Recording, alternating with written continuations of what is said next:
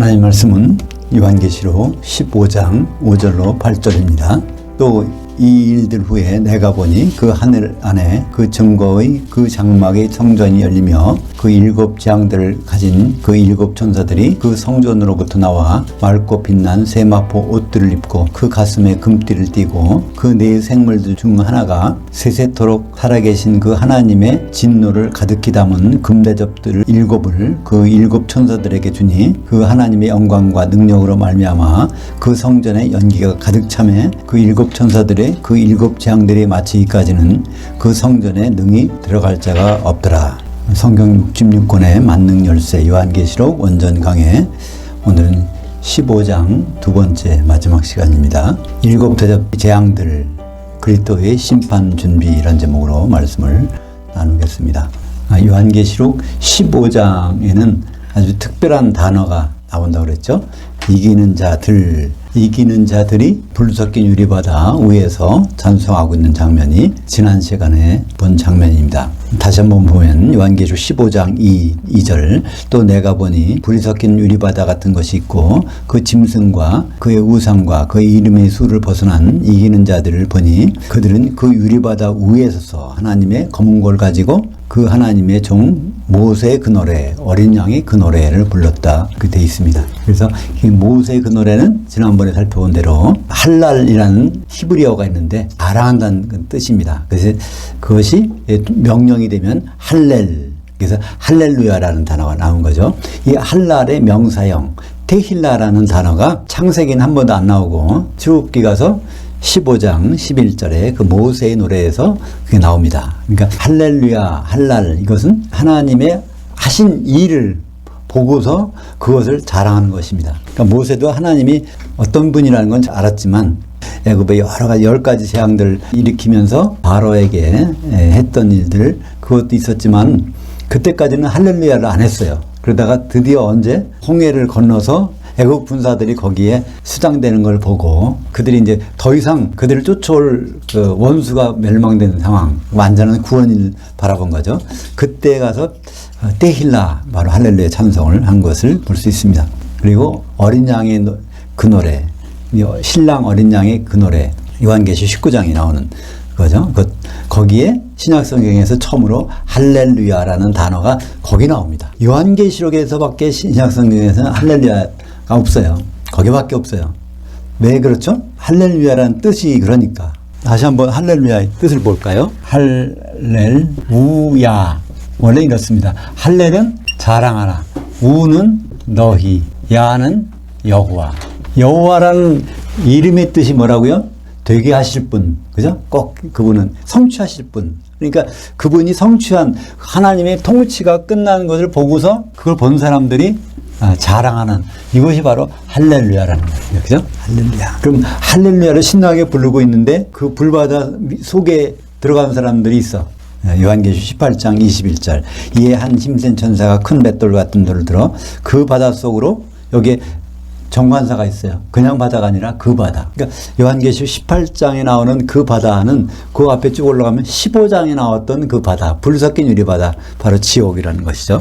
지옥 속으로 던져져 있는 것이 큰 성 바벨론. 그러면 이 바다 위와 아래가 나눠져 있다는 것은 어떤 것이 끝났다는 거예요? 그리스도의 심판이 끝났다는 것입니다. 그죠? 그리스도의 심판이 끝나서 이런 일이 벌어지는 것을 지난 시간에 우리가 보았습니다. 근데 여기 보니까 5절에 하늘 안에 그 증거의 그 장막의 큰 성전이 열리며 이렇게 되어 있어요. 그럼 장막의 큰 성전이 열린다는 얘기는 여기에는 뭐 하나님 아버지가 계신 곳이죠. 그죠? 하나님은 무소부재하시니까 거기 계신 것인데 이것이 어디 있는 일일까요? 그러니까 그리스도의 심판대회는 어디 있어요? 홍중에서 벌어지는 거야. 근데 하나님의 장막 성전이 여기 있단 말이에요. 그러면 하나님은 어디에? 셋째 하늘에서부터 이동이 있다는 걸 알 수 있어요. 그죠? 하나님이. 요새 보면 대통령 당선자가 이동하죠. 그죠? 그것도 하나님도 이동하는 거예요. 이동. 그러니까 하나님 아버지가 그 이동하실 수 있다는 것이 우리 생각이 잘 안 들죠? 근데요, 요한계시록 1장 4절 한번 보실까요? 요한은 그 아시아에 있는 7 교회들에게 편지하노니 이때도 계시고 전에도 계셨고 장차 오실 이와 그 보좌 앞에는 7 영들과 여기에 요한계시록 1장 4절에서 장차 오실 이가 누굴까요? 성부 하나님, 성자 하나님, 성령 하나님. 객관식 문제. 장차 오실 이. 여기서는 성부 하나님이에요. 예. 그 다음에 예수 그리스도 그 뒤에 나오는 거예요. 그죠? 1장 5절에는 바로 예수 그리스도를 나오는 거. 여기서 1장 4절의 이 부분은 이제도 계시고 전에도 계셨고 장차 오실 이. 여기에 이제도 계시다고 그랬어요. 그러니까 사도 요한 시절에 이제도 계신 분은 예수님은 셋째 하늘에 가셨어. 이제 안 계셔. 그죠? 전에도 계셨던 분이야. 예수님은 셋째 하늘에 있다가 내려와셨으니까 사도 요한이 요한계시록을 기록할 시점 AD 90년에는 예수님은 안 계세요. 여기에 가셨어. 근데 이제도 계시다고 하면 이제도 계신 분은 둘 중에 하나예요. 그죠? 성부 하나님 아니면 성령 하나님이요. 그죠? 근데 뒤에 보세요. 이제도 계시고 전에도 계셨고 전에도 그래서 성령님은 그때 이전에는 안 계셨는데 보내주신 분이잖아요. 그러니까 분명한 것은 이제 여기서 성부 하나님이라는 걸 알 수 있습니다. 장차 오실 이. 그러니까 아버지 하나님은요 전에도 계셨어. 예수님 오시기 전부터도 계셨어. 그죠? 하늘들에 계신 분이니까 천지 창조가 창세기 1장 1절에서 하늘들을 창조하셨어요. 근데 마태복음 6장 9절에 보면 하늘들에 계신 우리 아버지요. 아버지가 하늘들에 계시대. 그러니까 창조해 놓고 하늘들에 들어와서 계신 분이 아버지잖아요. 그죠? 그러니까 하나님 아버지는 전에도 계셨고 이제도 계시고 그리고 장차 오실 분이야. 예수님만 혼자 오는 것이 아니라 예수님 오실 때 그때 거기서 같이 오신다는 거예요. 그죠? 그러니까 예수님이 재림하시면은 하나님 아버지는 셋째 하늘에 계신 분이 아니라 같이 오신 분이에요. 아니 살림을 다 함께 옮겨가지고 오시는 분이에요. 어디까지? 나중에 새 예루살렘 그 안에 계시고.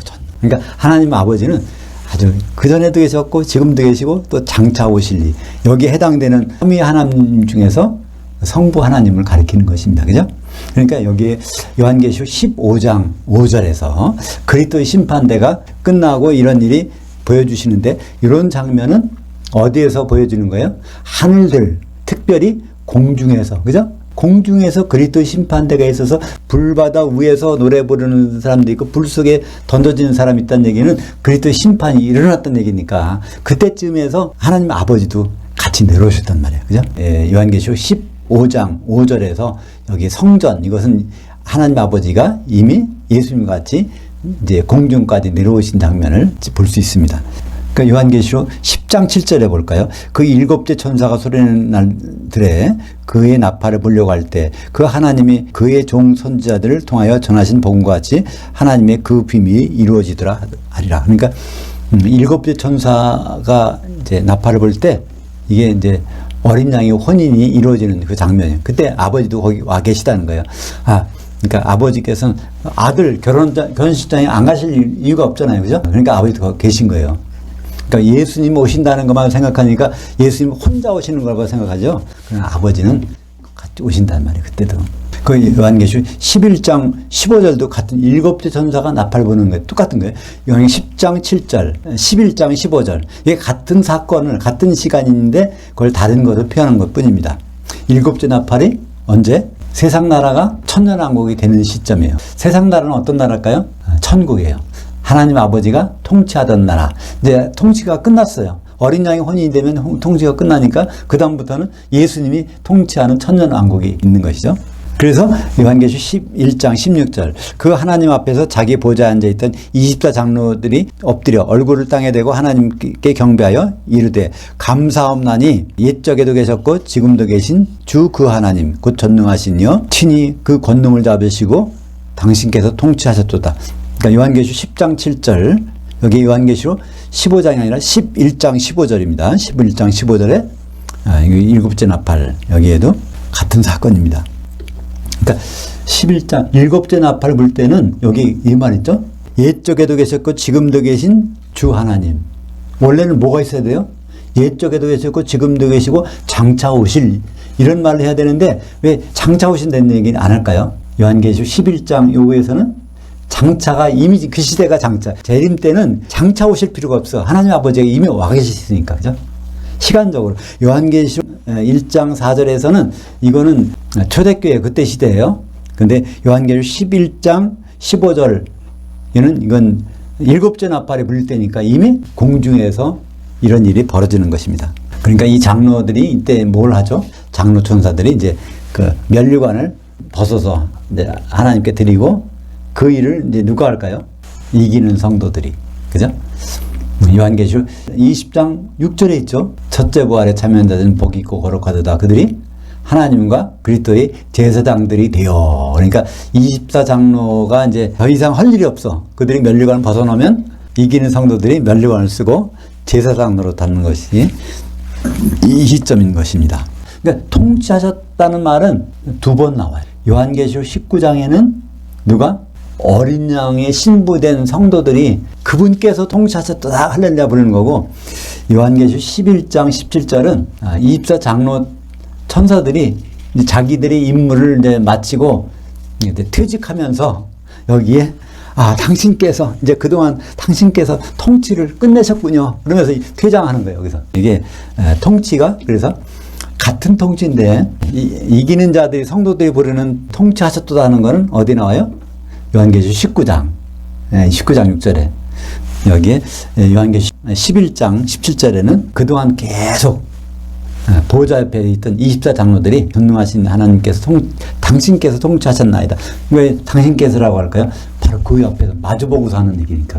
천국 통치가 알려졌다는 것이죠. 그러니까 천국은 더 이상 있을 필요가 없어요. 끝났으니까 할 일이. 뭐가 끝났어요? 어린 양의 혼인이 끝났으니까. 이 일들이 데살로니가전서 4장 16절 17절 주께서 호령과 천사장의 음성과 하나님 나팔로, 이때 하나님 나팔은 무슨 나팔? 일곱째 나팔.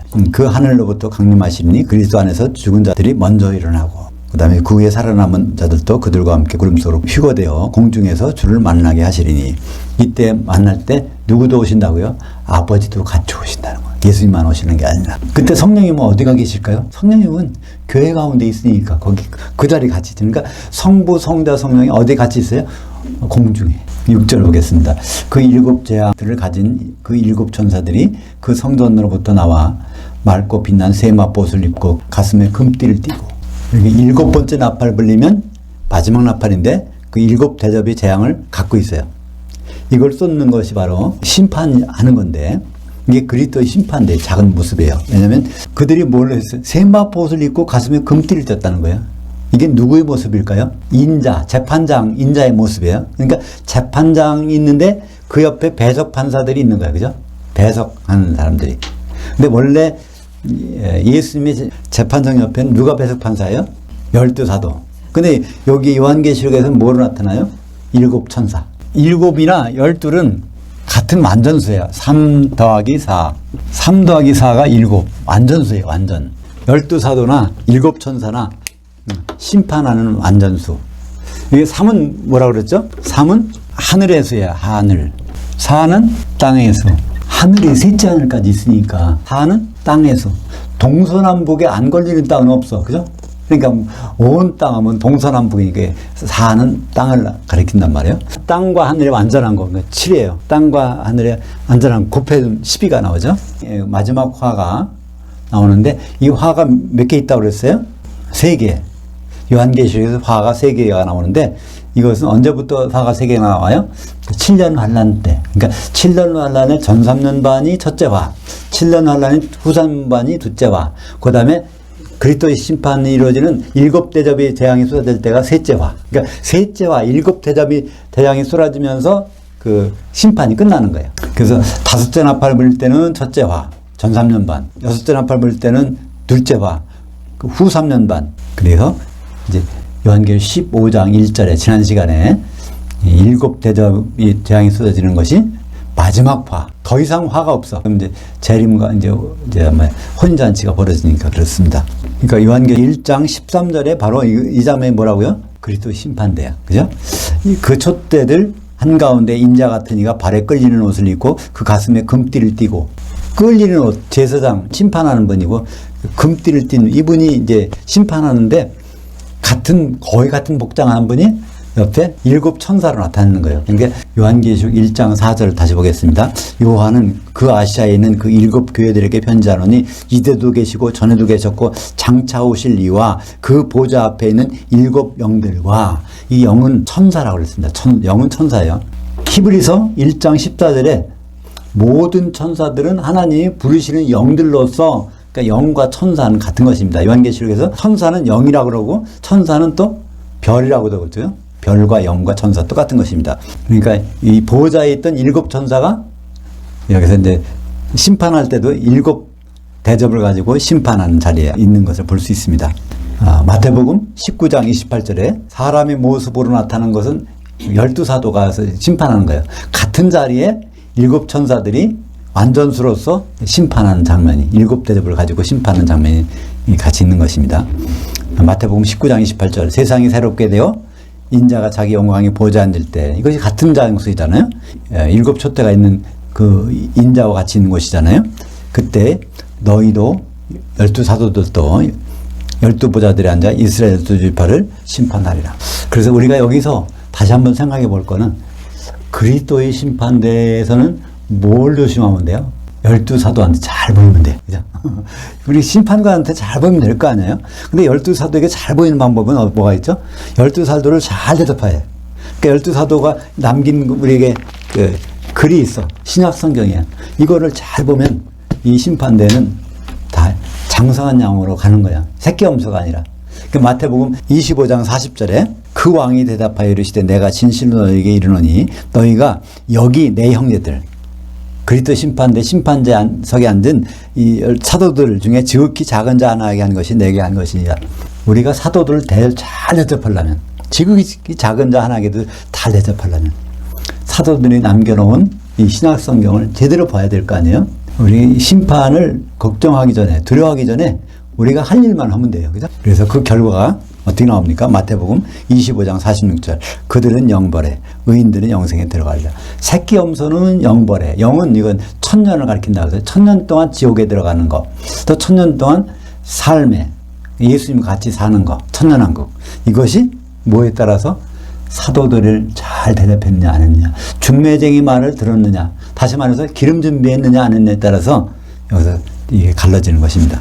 그래서 마태복음 25장의 양과 염소의 심판에서 거기에 나오는 모든 민족을 데려다가 심판한다고 그러는데, 그 모든 민족, 지난번에 살펴본 대로 헬라어로 판타타 에뜨네, 이 모든 민족이 마태복음 끝에 나와요. 마태복음 28장 19절. 그러므로 너희는 가서 모든 민족 판타타 에뜨네 제자들로 삼아, 그러니까 모든 민족을 제자들로 삼았으니까 이것은 그리스도 심판대에서 모든 민족에서 기독교인을 불러다가 여기서 심판하는 거죠. 7절 보겠습니다. 그 네 생물들 중에 하나가 세세토록 살아계신 그 하나님의 진노를 가득 담은 금대접 7을 그 7 천사들에게 주니. 그래서 7 대접의 재앙이 이제 쏟아지게 되는 것입니다. 7 대접의 재앙이 쏟아지는 내용이 어디 나올까요? 16장. 요한계시록 16장은 이것이 첫째 대접, 둘째 대접, 셋째 대접, 이것이 이제 쏟아지는 장면들이 16장에 펼쳐지게 됩니다. 그래서 16장 1절에 보면 그 내용이 나와요. 또 내가 들으니 그 성전에서 큰 음성이 나서 그 7 천사들에게 말하되 너희는 가서 그 하나님의 진노의 그 7 대접들을 그 땅 속으로 쏟으라. 여기서 땅은 뭐라 그랬죠? 교회. 그러니까 교회를 심판하는 거예요. 근데 지금 이거는 어디서 벌어지고 있어요? 공중에서 벌어지고 있는 거예요. 그죠? 공중에서 벌어지고 있는데 그 땅을 심판하려면 공중에 어디 와 있어야 돼요? 땅이 어디 와 있어야 돼요?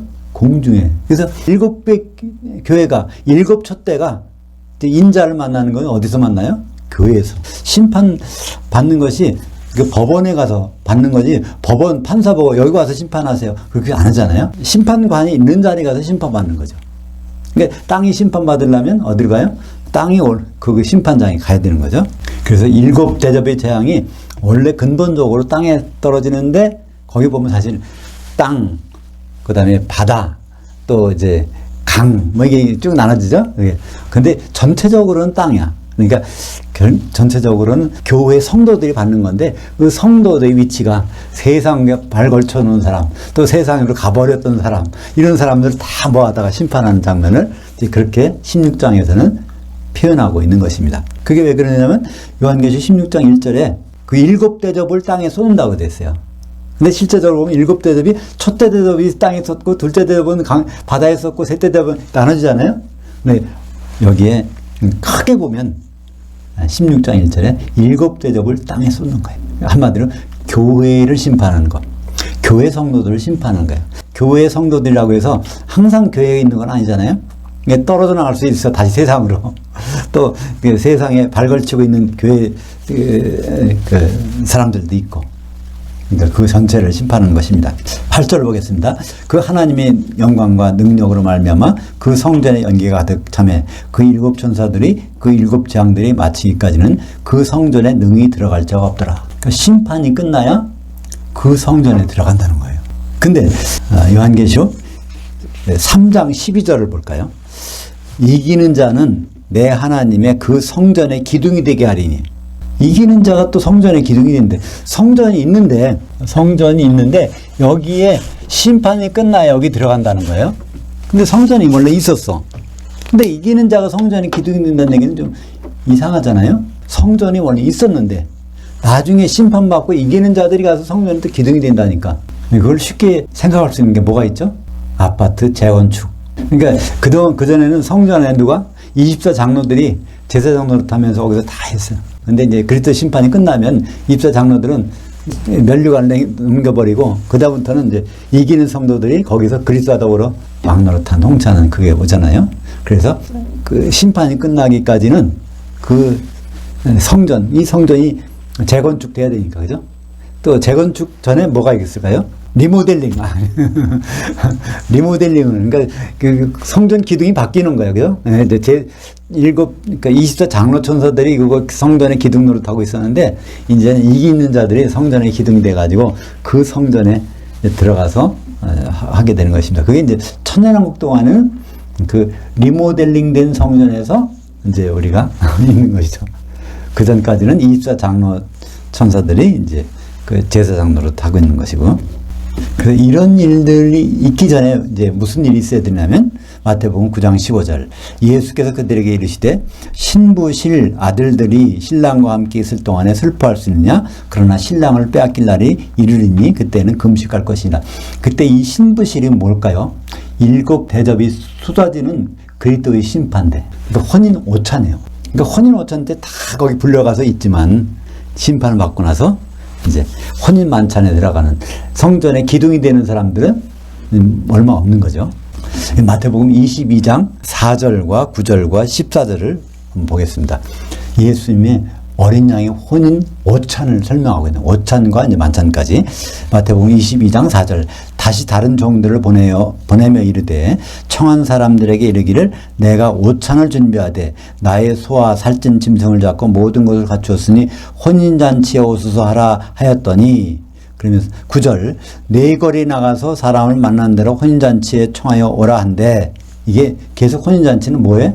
오찬에 오라고 하는 거예요. 오찬에. 누구한테? 네 거리 가서 만나는 사람 모두다. 그러니까 모든 기독교인들을 혼인잔치 오찬에다가 불러 모으는 거예요. 그 다음에 22장 14절 청함을 받은 자들은 많대. 혼인 오찬에 청함을 받은 자들은 다죠. 뭐 기독교인 다. 택함을 입은 자들, 만찬에 택함을 입은 자들은 적으니라. 여기서 폴리스, 올리고스. 많은 거는 폴리스, 올리고스는 아주 몇 명 안 되는 거. 이 몇 명 안 되는 게 혼인잔치 만찬까지. 이게 이기는 자들. 그래도 우리는 그냥 무심코 지나가. 이게 수치가 얼마 되는 거죠. 설마 내가 그 올리고스에 포함이 안 되지는 않겠지? 이렇게 생각하고, 그죠? 그러니까 예수님 말씀을 읽다 보면, 이게 사실 중매쟁이의 말을, 이게 신학성경이잖아요. 중매쟁이 말을 읽다 보면 이것이 내가 어디에 해당될까? 이거를 보게 되는 거예요. 그래서 작은 자 중 하나에게 한 것이 바로 내게 한 것이니라. 요한계시록 3장 12절 이기는 자는 내 하나님 그 성전의 기둥이 되게 하려니 그가 결코 나가지 아니하리라. 성전이 기둥이 나간 법은 없죠. 성전이 무너지지 않는 한, 그죠? 내가 그 하나님의 이름과 그 하늘에서 내려오는 내 하나님께 내려오는 새 예루살렘의 이름과 나의 새 이름을 그 위에 기록하리라. 근데 이기는 자에게는 세 가지 이름이 있어. 거기에 하나님의 이름과 또 어린 양의 신부라는 이름과 또 예수님, 신랑이라는 예수님의 이름과 이것이 세 가지 이름이 있어요. 요거 비슷한 게 뭐가 있죠? 14만 4천, 그죠? 요한계시록 14장에 나오는 시온산에 올라간 14만 4천에게는 뭐가 있어요? 아버지 이름과 또 예수님의 이름만 있어. 뭐가 아직 없어요? 어린 양의 신부의 이름은 없어. 그러니까 아직 어린 양의 신부의 자리까지는 아직은 몰라. 언제 알게 돼요? 그리스도의 심판대에서, 공중에서 그때까지 소멸되지 않으면, 성령이 소멸되지 않으면 그때 마저 그 이름을 갖게 되는 것입니다. 그래서 우리 소망은 어디 있을까요? 셋째 하늘이 아니고 바로 하늘들에 있는 공중에, 공중까지 가서 거기가 최종 목적지야. 최종 목적지에서 장막 치는 자가 있습니다. 요한계시록 12장 12절 볼까요? 그러므로 하늘들과 그 가운데 장막 칠 자들은 즐거워하라. 그러나 땅과 바다는 화했을진저 마귀가 자기 때가 얼마 안 남은 줄 알므로 크게 분내어 너에게 내려갔음이로라. 이 마귀 때가 언제일까요? 7년 환란. 7년 환란 때는 마귀가 어디 내려가요? 그 땅에 내려가는 거예요. 교회. 공중에서만 있다가 그 직접 땅에 내려가서, 교회에 내려가서, 그러니까 그 교회가 어떻게 될까요? 요한계시록 18장 2절에 귀신들의 처소와 더러운 영들의 옥과 더럽고 가증한 새들의 감옥이 되었도다. 어디가? 큰 성 바벨론. 그러니까 마지막 때 교회가 귀신들이, 눈에는 안 보이지만 귀신들이 우글우글해요. 그 귀신들이 누구에게 들어갔을까요? 성도들에게. 그런 것을 우리가 미리 알고 있다면, 정체를 알면 우리는 두렵지 않아요. 그죠? 앞으로 우리는 점점 신앙생활 하기가 녹록지는 않습니다. 그러나 우리는 그럼에도 불구하고 뭐라는 거예요? 하늘들에다가 장막질 자들은 즐거워하고 기뻐하라는 거예요. 왜냐하면 이 고비만 넘어가면 바로 주님을 만나서 혼인잔치에 들어갈 거니까. 그렇습니다. 그래서 요한계시록 19장 9절을 볼까요? 천사가 내게 말하되 기록하라. 그 어린 양이 혼인 만찬 데이프논의 청함을 받은 자들은 복이 있도다 하고, 또 내게 말하되 이것들은 그 하나님이 참되신 말씀이라 하기로. 그러니까 혼인잔치가 뭐가 있어요? 마태복음 22장 4절에는 아리스톤. 그건 누구나 가야 되는 거예요. 모든 기독교인이 공중에 거기 참여해야 돼. 그게 어린 양의 신부실, 혼인 신부실이에요. 거기까지 다 갔다가 거기서 쫓겨나지 않으려면, 이제 만찬까지 가려면 기름이 있어야 됩니다. 왜냐하면 한 신부가, 가루가 한 덩어리가 되려면 기름이 있어야 되니까. 그래서 우리는 기름을 지금 준비하지만은 우리는 계속해서 채워내야 돼요.